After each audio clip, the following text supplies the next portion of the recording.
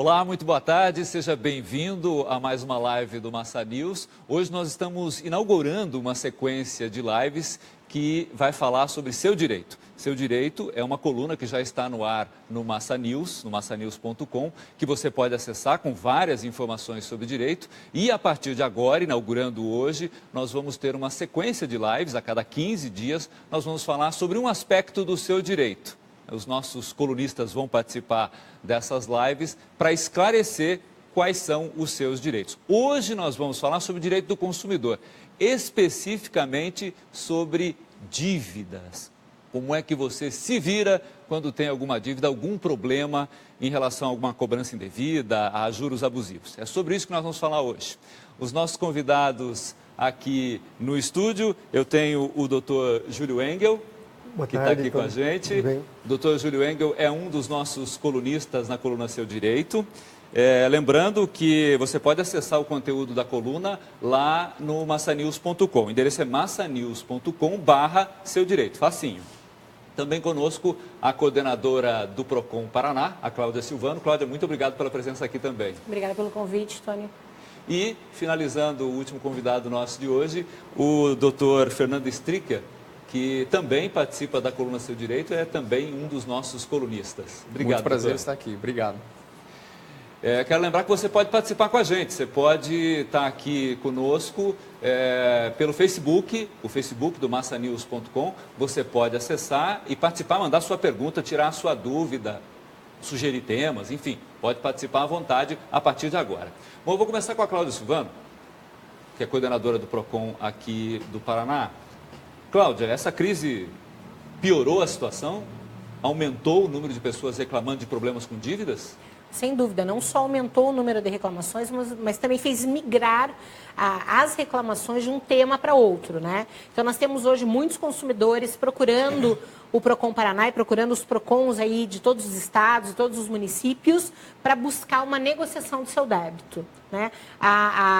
Enfim, os salários e as rendas das pessoas não conseguem fazer frente às suas despesas, o consumidor acaba inadimplindo o cartão de crédito, por exemplo, que é um problemão, então o consumidor busca a negociação do seu débito. Doutor Júlio, como é que é do ponto de vista do advogado, no escritório? Tem muita gente buscando ajuda de advogados para tentar resolver a situação, colocar em dia, evitar de ser muito cobrado? Sim, essa é uma situação, na verdade, que traz consequências graves para o cotidiano do consumidor. Veja que a partir do momento que ele está numa situação de endividamento, provavelmente o nome dele já foi levado para os cadastros de devedores. Com isso, ele não consegue mais ter acesso a crédito no mercado, enfim, ele não consegue nem fazer compras, digamos, uma loja de roupa que ele precisa comprar.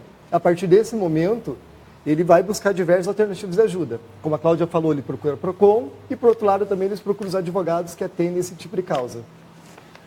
Doutor Fernando, para as empresas isso também é um problemão, né? É um grande problema. O problema da crise, ela afetou não só os consumidores, como também as empresas, né, todas as instituições aí de todo um estado. Então, pelo lado das empresas, o inadimplemento gera também, dos consumidores, gera um problema para eles em relação a recebimento dos ativos deles, né? As empresas credoras, elas passam então a adotar algumas medidas que podem culminar em cobranças indevidas, cobranças abusivas, justamente por não tratar com a devida cautela essa cessão de direitos, né, que a gente chama, que nada mais é do que uma cessão de crédito para outra empresa assumir o papel da cobrança. Então, a partir desse momento, a empresa começa a correr certos riscos e ela tem que se resguardar para fazer as cobranças devidas, fazer as cobranças regulares, para não ter um prejuízo a mais a partir do momento que começa a fazer cobranças que culminem aí em indenização por danos morais contra ela e, enfim, esse roubo ficar ainda maior. Esse número, tem muita reclamação sobre isso lá no PROCON, Cláudia? Sim, tem. Existe o Código de Defesa do Consumidor, ele traz alguns limites, né, para que a cobrança seja feita. É óbvio que o credor pode cobrar, o que ele não pode é exorbitar, colocar o consumidor numa situação de constrangimento, ligar várias vezes, interferir no trabalho, no descanso, no lazer do consumidor. Infelizmente, como o Fernando falou, a gente vê algumas empresas fazendo isso diuturnamente, quer dizer, se exorbita o direito de cobrar, né? Quer dizer, existem alguns limites que devem ser observados pelas empresas, o que, obviamente, né, se houve algum extrapolamento desses limites, é claro que as empresas podem ser responsabilizadas. Então, tem que haver atenção, sim, por parte do credor, em não machucar o consumidor, em não colocar o consumidor em nenhuma situação de constrangimento, utilizando os meios legais e não os meios ilegais de cobrança. Só para complementar, Cláudio, uma situação que eu tenho vista, que até tem sido comum, é deixar recado. Eles ligam no vizinho, ligam no parente, na mãe, avisa para ele que ele está devendo aqui, tal, deixando o consumidor numa situação totalmente vexatória perante a família e vizinhos. Esse é um ponto interessante, porque é também dever das empresas, inclusive as que estão fazendo essa cobrança, explicarem a origem do débito, né? Não é incomum os casos, o Júlio deve enfrentar muito isso, e a Cláudia também, muitos casos da empresa sequer saber a origem do débito, né? Se você pedir o contrato para ela, se você pedir a origem disso, nem o interlocutor do outro lado, né, a telefonista vai saber te dizer. Então, isso também caracteriza uma certa abusividade, porque você está sendo cobrado por uma dívida que nem sabe, enfim, você sequer sabe quem é aquela empresa. Esse tipo de negociação se faz em contrato em lote. Eles não chegam a analisar individualmente cada contrato, eles compram o lote. Tem um certo leilão de contratos e de créditos, né? Isso... Eu já passei por uma situação dessa, o banco cobrou uma dívida que eu não sabia que existia, e aí, quando eu fui perguntar para a empresa que estava cobrando, me disseram, olha, é relativo ao contrato número tal, do banco tal. Aí, eu pergunto para vocês, como é que eu fico sabendo? Quando eles me dão só o número do contrato, o que é que eu tenho que fazer? Bom, se não houver espontaneamente a apresentação da origem desse débito, né, o consumidor deve procurar alguns mecanismos que lhe auxiliarão. Um mecanismo bastante interessante disponibilizado pelo Procon Paraná é a plataforma consumidor.gov.br, que permite o consumidor fazer essa solicitação dessa documentação, da apresentação dessa documentação, uma vez que não houve de forma espontânea, mediante o pedido do consumidor. Não havendo solução através da plataforma consumidor.gov.br, claro que o consumidor também pode procurar o PROCON para formalizar a sua reclamação. Minimamente, o que o credor tem que fazer é apresentar, justificar não só a origem do débito, mas a evolução daquela dívida, que é um outro ponto também. Que o consumidor se vê às voltas com um valor exorbitante no mais das vezes e ele não sabe. Ele sabe que existe aquele débito era de X valor num determinado momento e, de repente, ele se vê surpreendido por um valor absolutamente, assustador, né? Olha, de 10 vezes, 20 vezes mais do que o valor que deu origem àquela cobrança. Então, não só a apresentação da origem, mas também da evolução devidamente justificada daquele débito. Só para complementar, o PROCON, obviamente, é uma opção e das mais democráticas, mas existem também ferramentas jurídicas para que ele obtenha essa documentação judicialmente. Tá? E é bem comum que esse tipo de procedimento aconteça na justiça, né? Essas ações de exibição de documentos, ações de obrigação de entregar informações. Eu quero voltar a lembrar quem está nos acompanhando pelo Facebook, é possível participar, mandar sua pergunta aqui, basta entrar no Facebook do Massa News, tenho vários participantes aqui, o Paulo Éder dos Santos, a Maria Vieira, a Ana, a Vanderleia, a Peca, o Cleverson, todo mundo acompanhando aqui, dizendo olá, boa tarde. Se você tem dúvida, ou se tem algum parente aí que enfrentou alguma dificuldade, algum problema, está endividado ou está passando por algum tipo de cobrança, manda sua pergunta para cá, peça para ele entrar aí na live e participar com a gente. Eu tenho aqui a participação do Cleverson, ele está reclamando aqui de uma ligação que a mãe dele, que é uma idosa, fez para um desses programas que prometem prêmios para quem está ligando para lá. Tem que responder alguma pergunta ou responder alguma questão relativa a uma sequência de desenhos, esse tipo de coisa. Tem alguns programas de televisão que oferecem esse tipo de premiação. Só que ele conta aqui que ela ligou, ficou na linha há mais de 10 minutos e a cobrança foi de R$60. Ela está perguntando se ela tem que pagar, ou não isso, Cláudia. Como é que faz? Na verdade, esse tipo Diz que ela nem chegou a entrar no ar para responder a pergunta. Sim. Esse tipo de programa vai e vem, né? Ora é destinado ao público de mais idade, ora é destinado à criança e gera, claro, uma problemática de cobrança e são valores altos realmente. Nesse caso, eu aconselho que o titular da conta, não sei se é ele ou a mãe dele, o titular da conta, que vá até o PROCON para formalizar a reclamação. Nós vamos chamar tanto a operadora de telefonia, como também enfim, quem faz esse tipo de oferecimento, né? Esse tipo de programa, para que haja uma solução, possivelmente com a não cobrança desses valores. Porque induz o consumidor, especialmente o consumidor idoso, aquele que está no momento de solidão, e a gente sabe que esse é um problema, essas pessoas são vítimas, né? O idoso é muito vítima desse tipo de atuação e acaba gerando uma conta de telefone com valores significativos. Eu tenho aqui algumas participações, por exemplo, o Leandro Lima. O Leandro está falando aqui da compra de um fogão que ele teve. Leandro, eu vou separar a tua pergunta, ela vai ser encaminhada para a resposta, mas eu só quero pedir para vocês, nosso foco hoje é dívidas. Como eu lembrei, a coluna Seu Direito, que já está no ar no Massa News, basta você entrar lá no massanews.com/seu direito, já tem vários artigos falando sobre direitos. Aí você está vendo aí no ar a coluna Massa News, a coluna do Massa News, o Seu Direito. Você pode entrar, acessar, tem vários temas que já são abordados atualmente. Inclusive, eu quero lembrar que você pode dar sugestões. Tem o e-mail seudireito@massanews.com, seudireito@massanews.com. Você pode mandar seus questionamentos, sugerir temas que sejam abordados na coluna, participar efetivamente. Além disso, hoje nós estamos inaugurando a primeira das lives. Nós teremos lives a cada 15 dias tratando de temas específicos sobre direitos.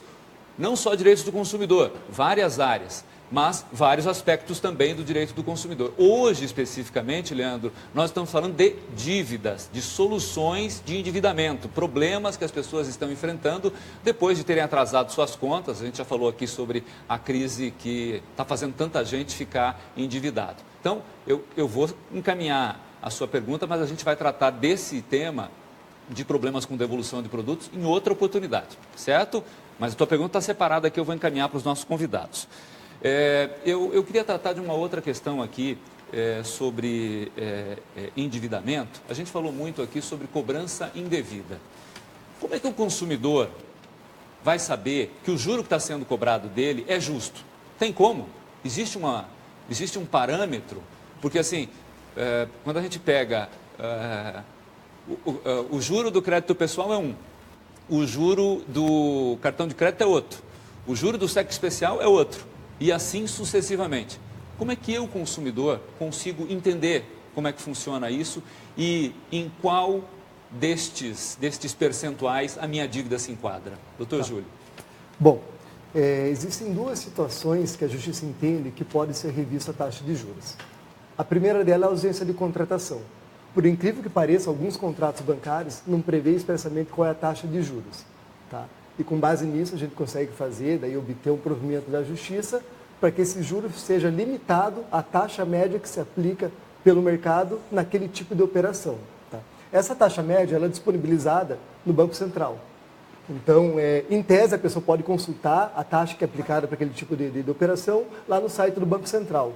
Uma outra situação que a Justiça também tem entendido como juros abusivos, ou um juro que é acima do que deveria ser praticado, é quando ele está 2 vezes acima daquela taxa média aplicada para aquele mesmo tipo de operação. Tá? Aí depende de uma análise de caso a caso, mas o que eu posso dizer? Alguns tipos de contrato, por exemplo, aquele empréstimo que é feito para a pessoa que já está com o nome negativado, esse tipo de contrato, usualmente ele tem um juro manifestamente abusivo.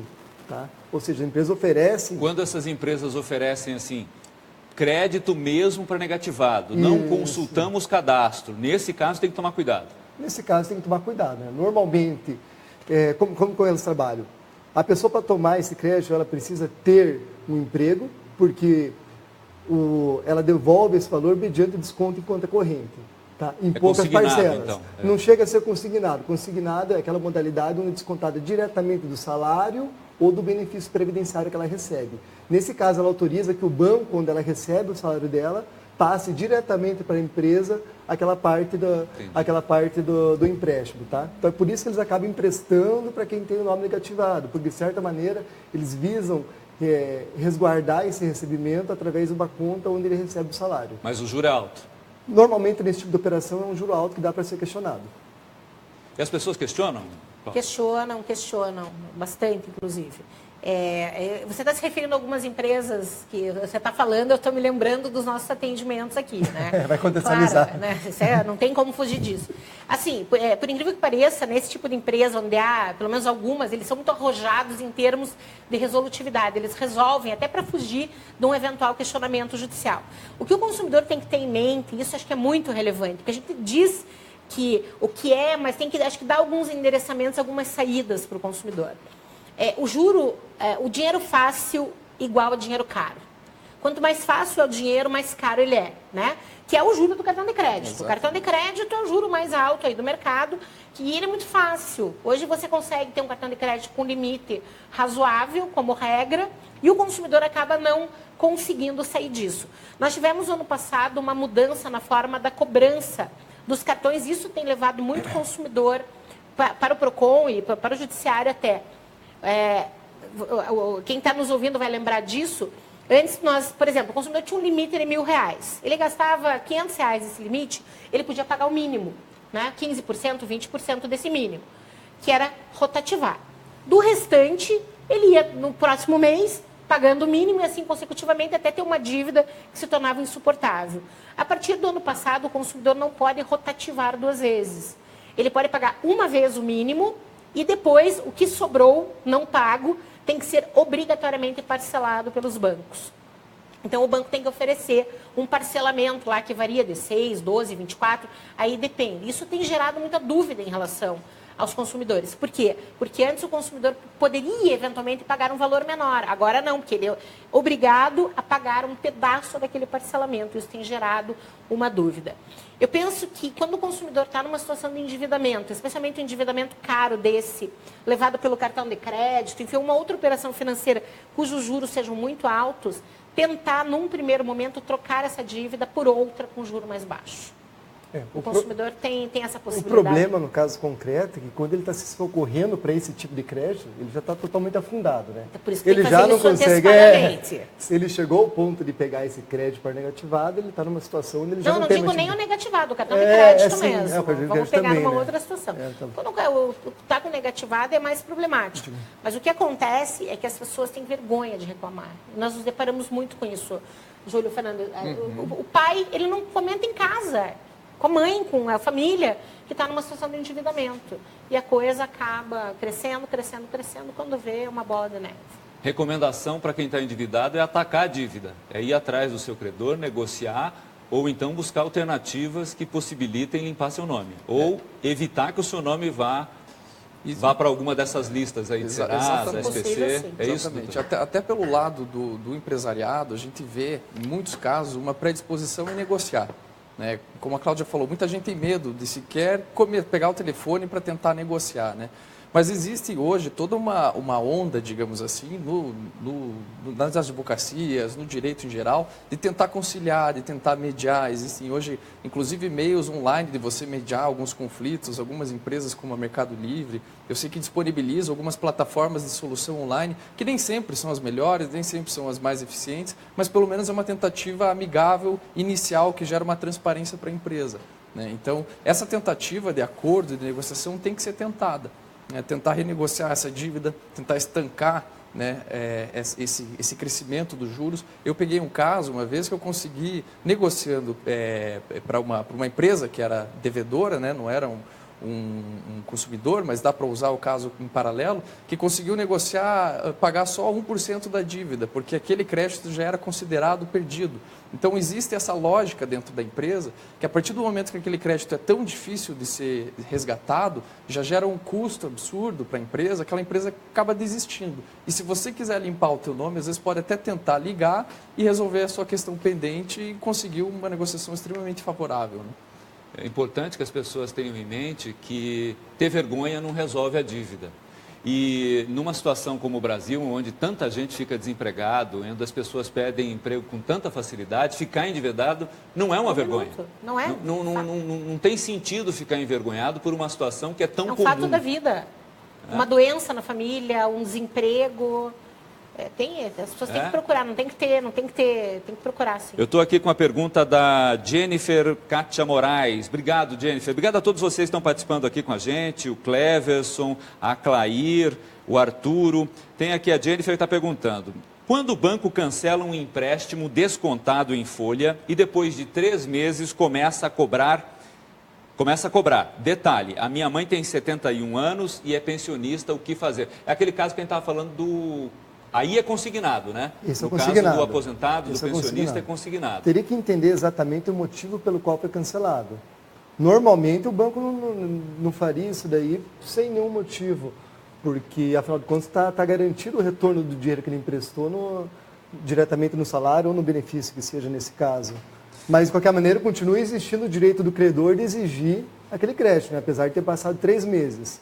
Agora, se está fora das obrigações contratadas, digamos assim, uma situação que eu já vi, por algum motivo não é cobrado no mês e depois no outro mês é cobrado 3 ou 4 parcelas. Eu entendo que aí existe uma ilegalidade. Eu entendo que aí ela poderia questionar a situação, buscar algum auxílio. O Alexandre Fraga, que também participa aqui com a gente. Lembrando, você que está assistindo a gente, se você entrar no Facebook, né? Tá no Facebook lá que você vai participar com a gente, ou tiver alguém da família, né, que está vivendo alguma situação como essa, peça para acessar aqui, ou então pergunte qual é a dúvida que ele tem e manda para a gente. O Alexandre Fraga diz aqui: é uma vergonha, minha esposa devia R$800 e foi para 1.600, o dobro. Aliás, quando a gente fica devendo, Cláudia, a conta sobe rapidinho, né? Sobe. Então, o ideal é não deixar subir. O ideal é tentar procurar, é a situação ideal, né? Tentar procurar alternativas. Talvez um crédito consignado, se o consumidor, por exemplo, está numa situação, está empregado, então ele tem essa possibilidade de buscar um consignado, os juros são mais baixos, ou até mesmo um CDC, onde os juros são mais baixos, né? Então, dependendo da origem dessa dívida, se for dívida de cartão de crédito, ela vai subir em pouco tempo, muito, se tornando insuportável para o consumidor, né? Uma coisa que eu quero lembrar aqui é que dívida de banco, dependendo do tamanho da dívida, dependendo do banco, dependendo de como é que está a sua situação, se você fizer uma boa proposta, você consegue descontos até de 70% ou mais no percentual devido. Né, doutor Fernando? Existe um interesse dos bancos, e não só dos bancos, das empresas em geral, de quitar a dívida para que essa pessoa volte ao mercado, volte a comprar, volte a consumir, não é isso? Exatamente. Pensando da ótica dos bancos, né, como é que funciona? Eles emprestam dinheiro a certos juros e esse dinheiro, a partir do momento que sai da conta deles, eles não conseguem mais operar esse dinheiro no mercado financeiro. Então, eles perdem, entre aspas, porque eles ganham muito com isso, mas eles perdem a potencialidade de gerar juros para eles a partir de uma aplicação.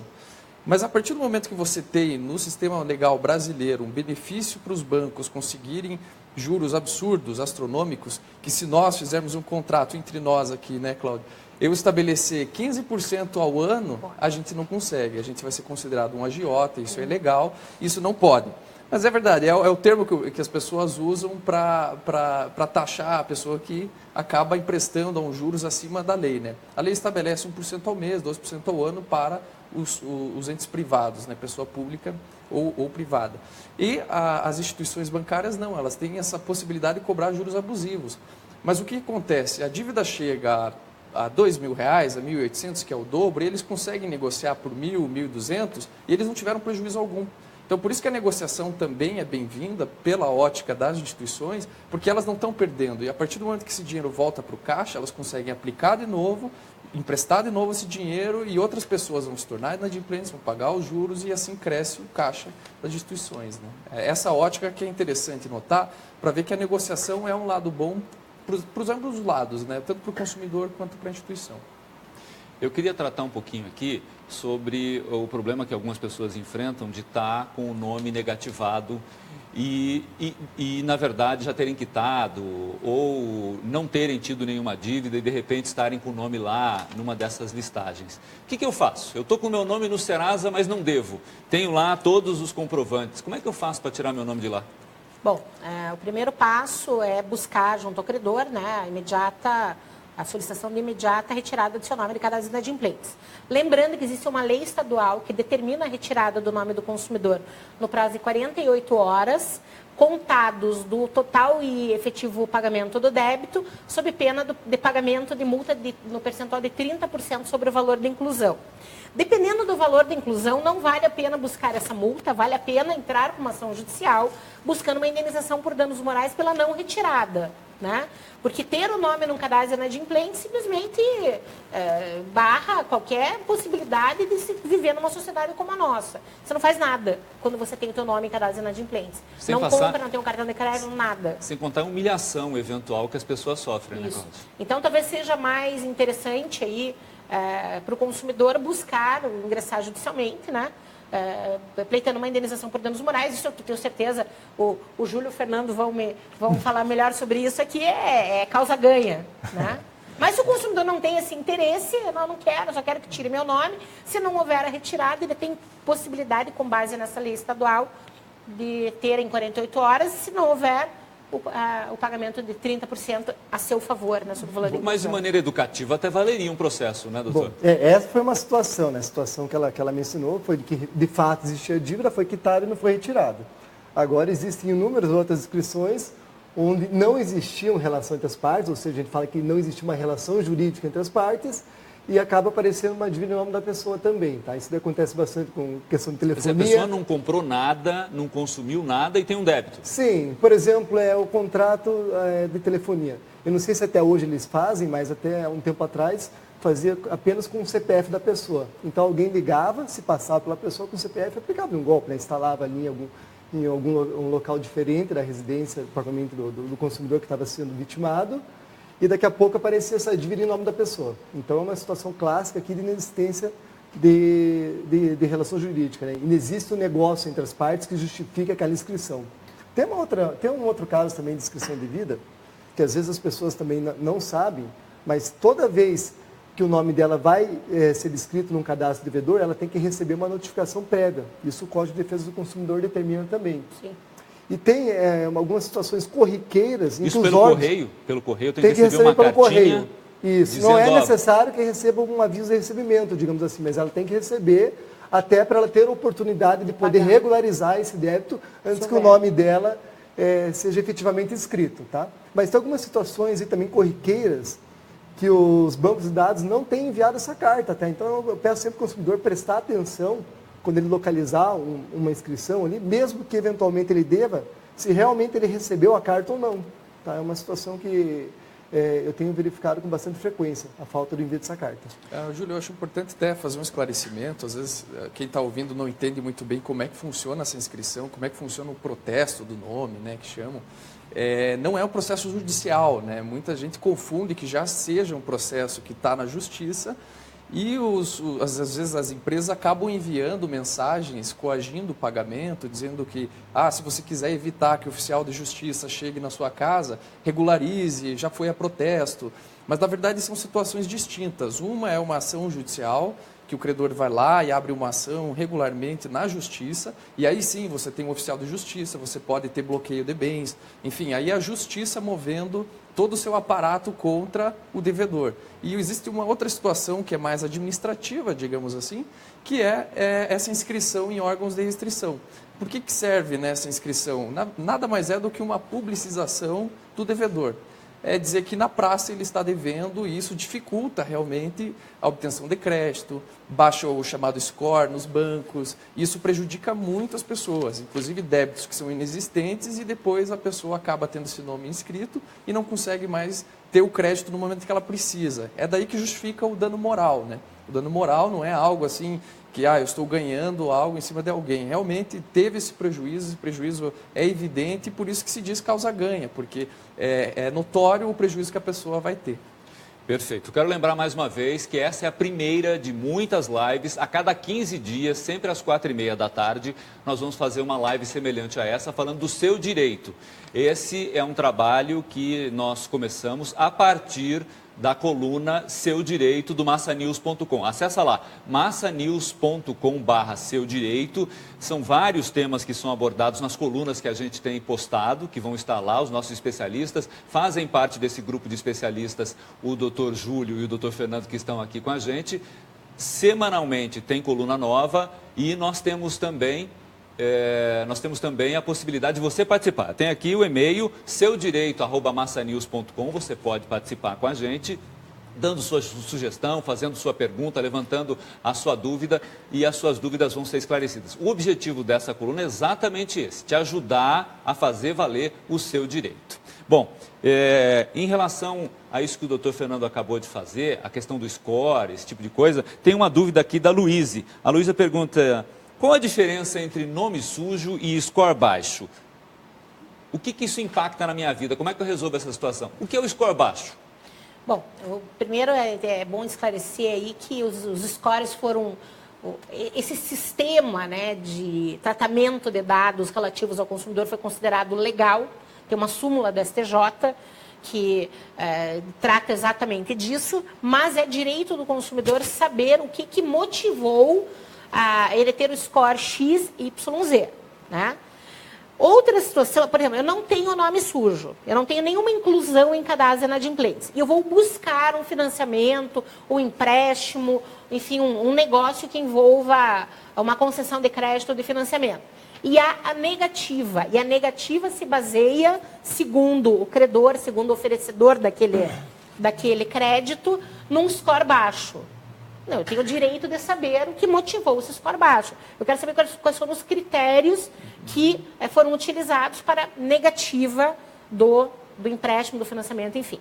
Outra coisa é a pessoa estar com uma inclusão no cadastro de inadimplentes. O que possivelmente, de plano, dependendo do que ela pretenda, já signifique a negativa na concessão de crédito. Uma pessoa que está com o nome...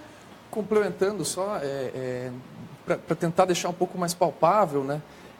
O score, na verdade, é uma tentativa de redução em números, né? Vamos supor, o score é 1000, é o melhor cliente. Eu posso dar crédito para ele de olho fechado. É uma tentativa de matematizar uma situação que é complicada, que é a análise de crédito, a análise cadastral dos clientes, né? Então chega lá, a pessoa vai contrair um crédito, ela tem que, a instituição ela tem que avaliar vários parâmetros, né? Então ela vai ver... O que é avaliado? Isso que eu ia perguntar. Vai avaliar primeiro, a pessoa está empregada ou não está, né? Ela está endividada ou não. Um dos critérios está negativada ou não está. Então, o score ele tenta sintetizar tudo isso, toda essa complexidade para facilitar uma análise da empresa. Então, existem empresas hoje especializadas em fazer o score e, exatamente como a Cláudia falou, isso pode ser negativo. Eu tenho amigos que a gente uma vez brincou na mesa exatamente para ver o score de cada um. E pessoas que não têm dívida, não têm nome inscrito, mas por alguma razão mística, alguns tinham scores extremamente baixos e outros extremamente altos. Então, exatamente aí que reside aí o direito do consumidor de saber o que está acontecendo e por que isso prejudica ele, né? Essa mística tem que ser revelada. Cósmica. Uma pergunta, quando eu compro bastante no cartão, quando eu compro, faço bastante prestação, isso me ajuda a ter um score melhor? Não necessariamente. Piora? Pode piorar. Eu acredito que se pagar em dia... mas depende. Pode ser considerado o grau de endividamento. Então é místico mesmo. É místico. Então, mas é importante isso. O consumidor tem o direito de exigir saber por que o score dele está baixo. Com certeza. O que é o tal do cadastro positivo que eu estou ouvindo os deputados discutirem? Faz 3 semanas que eles dizem que vão votar e trava. O que é o cadastro positivo? É o contrário do cadastro negativo, do registro no Serasa, ter o nome sujo? O que é? Dizer o contrário simplesmente não é talvez a melhor resposta, mas é mais ou menos isso, né? É um outro banco de dados que, teoricamente, essa é a grande discussão, possibilitaria a concessão de financiamentos a juros menores, né? É uma lei de 2011, se não me engano, 2012. É uma lei que já existe há algum tempo, que trata do cadastro positivo. O que se está falando agora é numa alteração dessa lei, o que tem deixado os órgãos de defesa do consumidor em pé, porque prescindiria da aprovação do consumidor. Então é assim, o Tony tem o cartão de crédito, tem as suas contas normais, ele autoriza que as empresas tenham acesso ao seu histórico enquanto pagador.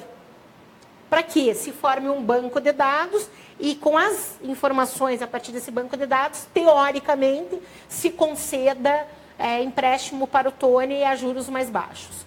Só que a gente tem muito medo que isso na verdade, seja mais uma forma de controlar a vida do consumidor, o que é muito benéfico para as empresas e não necessariamente resulte em créditos a juros menores. Quer dizer, mais uma forma de controle para a empresa do que propriamente um benefício para o consumidor que abre a sua vida, né, enquanto adimplente, tem que ter autorização. O que você está vendo, essa discussão que tem se arrastado, é afastar, por exemplo, a autorização do consumidor. Seria automático que tivessem acesso, que os bancos de dados tivessem acesso a seu histórico como adimplente e não inadimplente. Mais um jeito de revirar a nossa vida.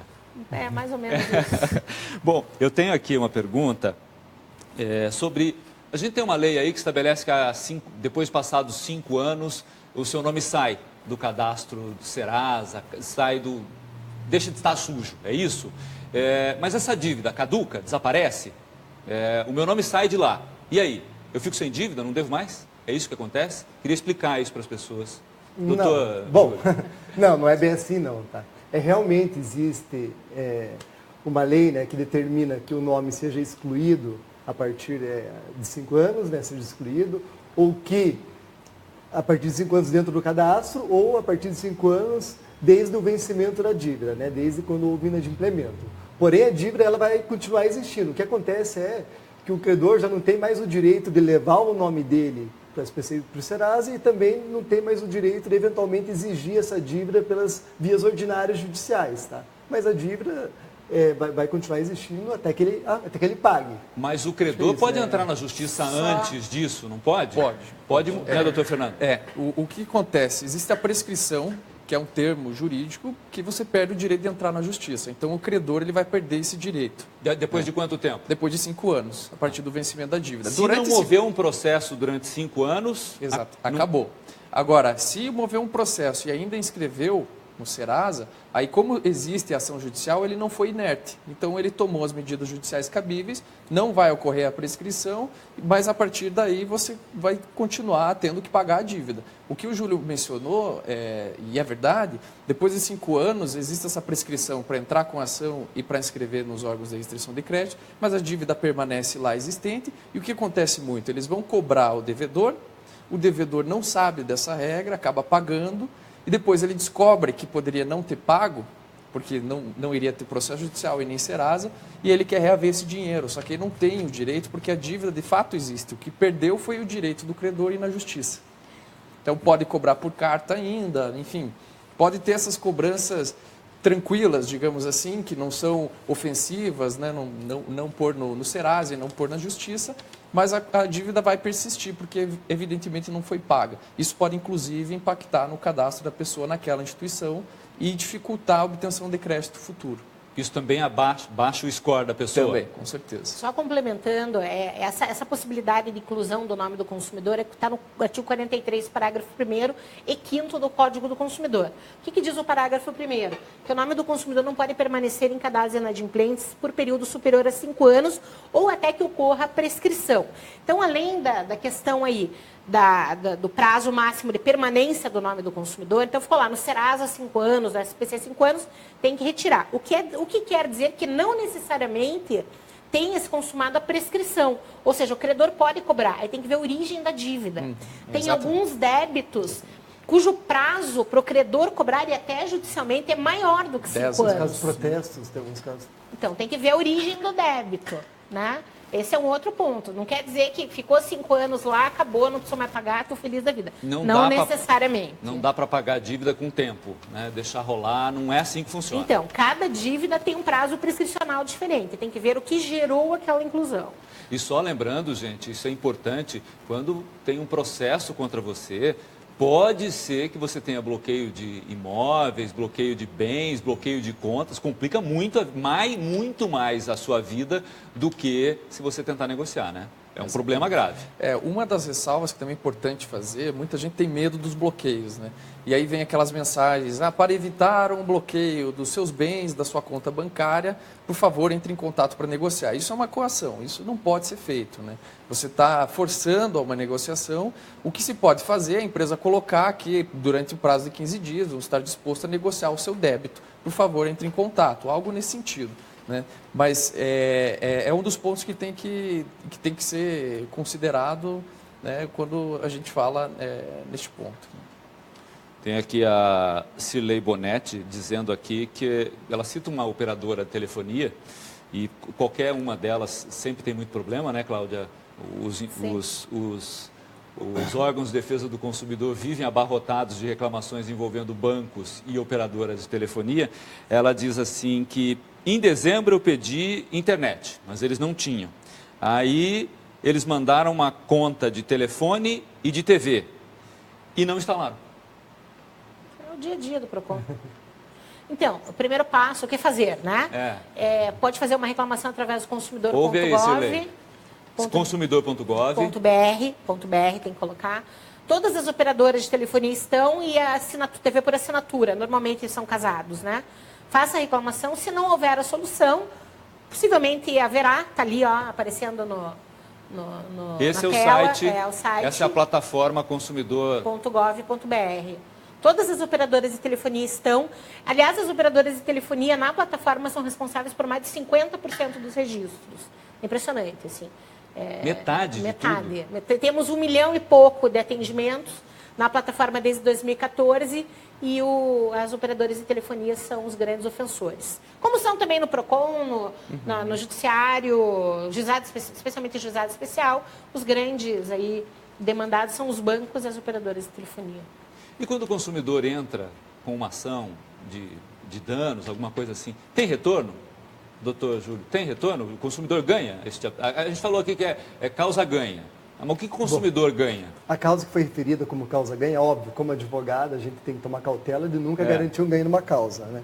Mas era a situação de inscrição indevida. Tá? A inscrição indevida já tem, a inscrição indevida é aquela onde realmente ele não deve, ou já fez o pagamento, ou não existia o negócio, e o nome dele vai lá para os cadastros de devedores. Tá? Essa é a questão de inscrição indevida. Nesse tipo de situação, tem uma presunção de que, de fato, ele sofreu um dano moral. Tá? Então, aí, possivelmente, ele tem uma grande chance de ter êxito numa ação indenizatória nesse tipo de situação. Agora, para questões de meramente a cobrança, sem propriamente existir a inscrição, daí tem que ser avaliado no caso concreto. Tem um entendimento aqui do Tribunal do Paraná que diz que se existe a inscrição e existe a ameaça, se existe a cobrança e existe a ameaça de inscrição, isso pode ser presumido também como dano moral. Tá? Então, na verdade, é caso a caso, depende da análise daí do caso concreto. Mas... Cada caso é um, tem que avaliar cada caso.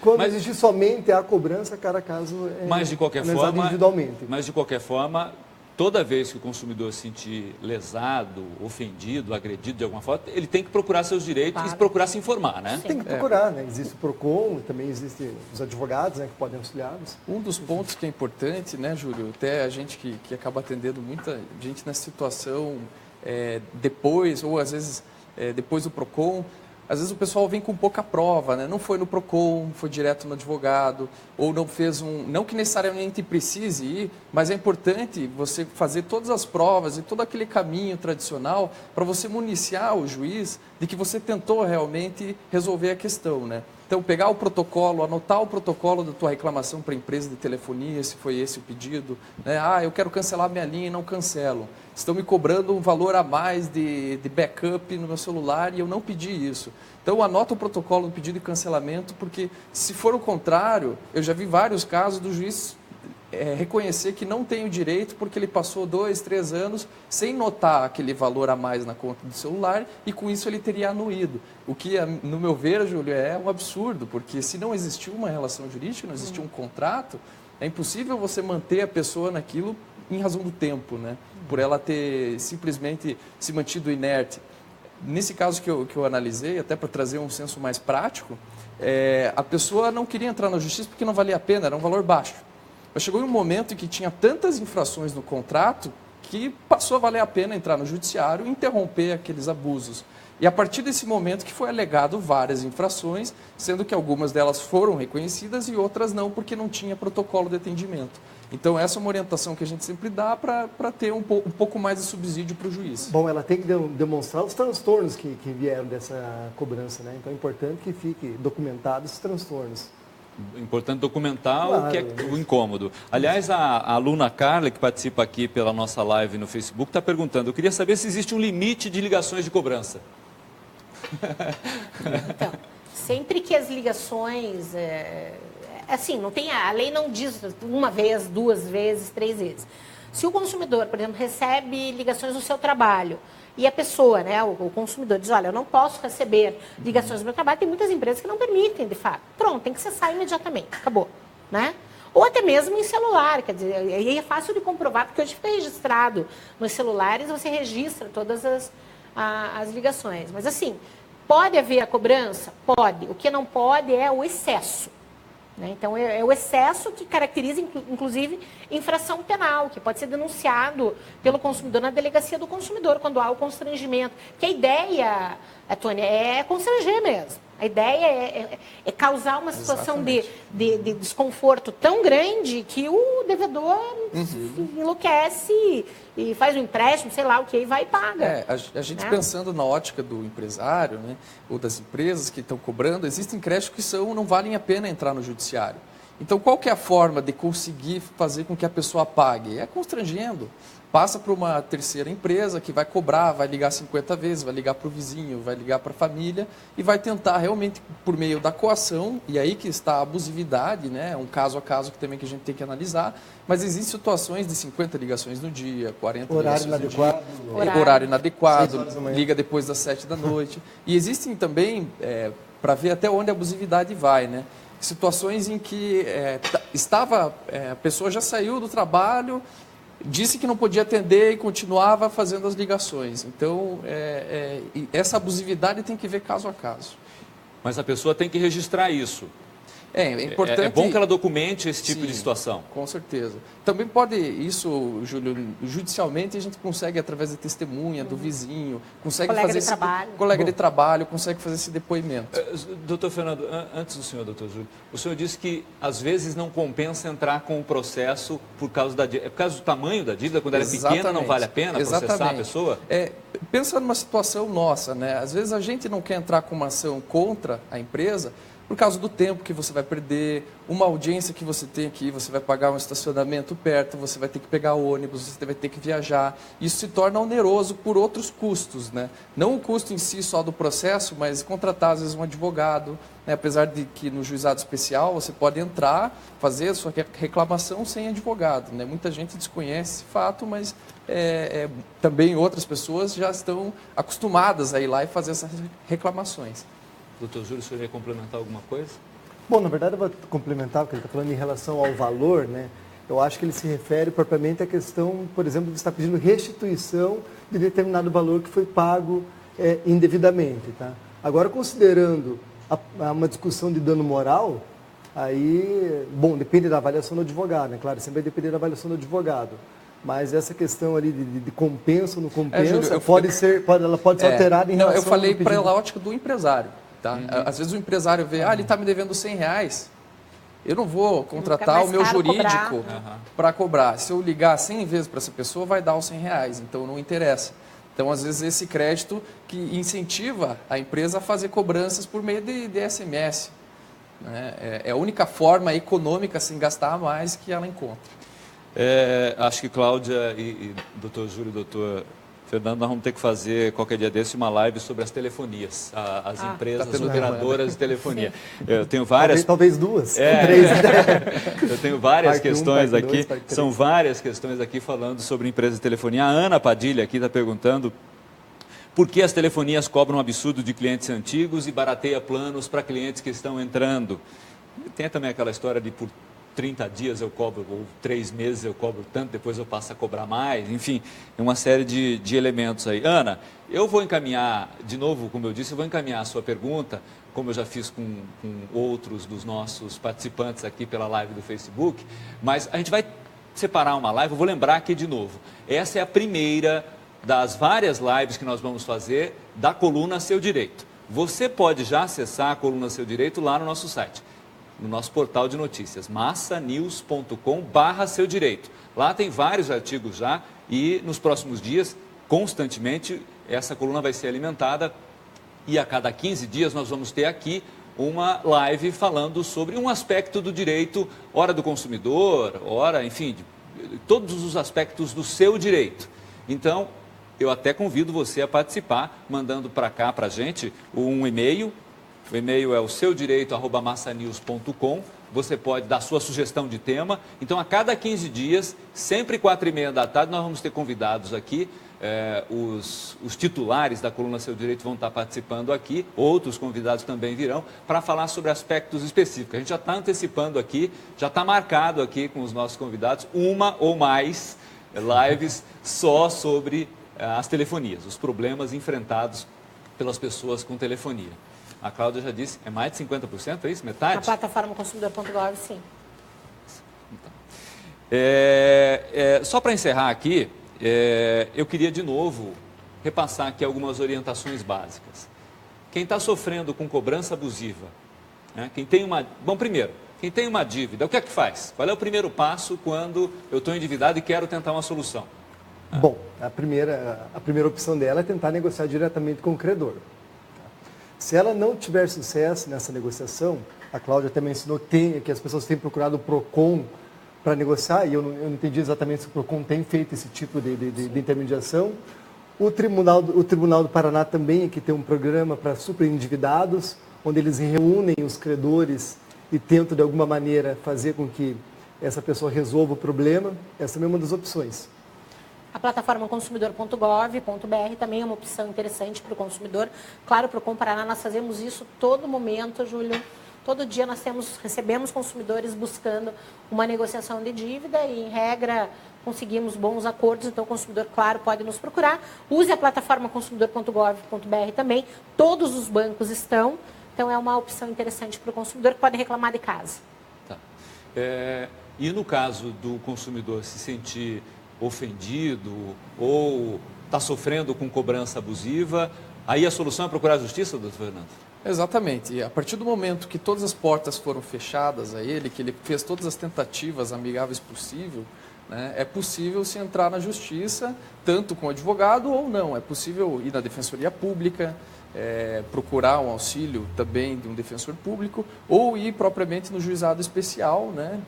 Aqui na Getúlio Vargas a gente tem um, mas existem outras sedes que o consumidor pode se direcionar, e a partir dali você fazer sua reclamação. É uma folha que é dada para o consumidor, ele faz à mão mesmo, a caneta. Não precisa de advogado? Não precisa de advogado, e ele vai ter uma sentença nesse processo. É rápido, doutor? Olha, em torno de alguns meses, depende da causa, né?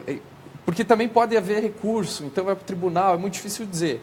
Mas a partir do momento que entra com essa ação, já é agendada uma audiência de conciliação. E aí se abre novamente outra oportunidade para negociação. Então, o que muita gente faz? Tenta todas as tentativas amigáveis, a partir do momento que não deu certo, vai para o juizado, existe essa audiência de conciliação, e na audiência de conciliação fecha um acordo. Então, perda de bagagem no aeroporto. Pediu R$5.000 e fecha um acordo por R$1.000. É possível, né? Existe essa outra forma de tentar desafogar também o judiciário, né? E, enfim, continuar a vida sem ter que precisar levar esse processo até o seu cabo. Cláudia, outra opção é o consumidor.gov.br. Isso mesmo. Perfeito. Bem interessante. Repetindo, consumidor.gov.br, uma plataforma onde você pode fazer sua reclamação, registrar o seu problema e buscar a partir dali a solução. Está aí na sua tela. Ó. São mais de 434 empresas que participam. Todas as teles, todos os bancos, o grandevarejo.com, todas as aéreas. Então, tem uma infinidade, é um serviço público gratuito à disposição de qualquer consumidor. Quero agradecer mais uma vez a presença. Dr. Júlio Engel, obrigado pela participação. Doutor Fernando, muito obrigado. Stricker, também muito obrigado pela participação. Cláudia, obrigado pela gentileza de estar aqui com a gente. Obrigada a você. E eu quero agradecer muito a você também que esteve com a gente, participando aqui na live do Facebook. Lembrando, a coluna Seu Direito está no ar já. Você pode acessar o site, acessar o nosso portal massanews.com/seu direito. Lá você tem várias colunas que já foram postadas. Nos próximos dias outros temas vão ser abordados. E a cada 15 dias, aqui, nós vamos ter uma live tratando de um aspecto do seu direito. Hoje aqui a gente já marcou essa sobre telefonia. Nos próximos dias, não sei se na próxima, mas enfim, em breve a gente vai estar tratando desse tema aqui. E, obviamente, além dos direitos do consumidor, a gente vai tratar de outras questões ao longo dessas lives. Então, convido você a estar com a gente a cada 15 dias aqui, sempre 4h30 da tarde, nós vamos ter um tema abordado pelos nossos convidados. Muito obrigado a você que esteve com a gente e até a próxima.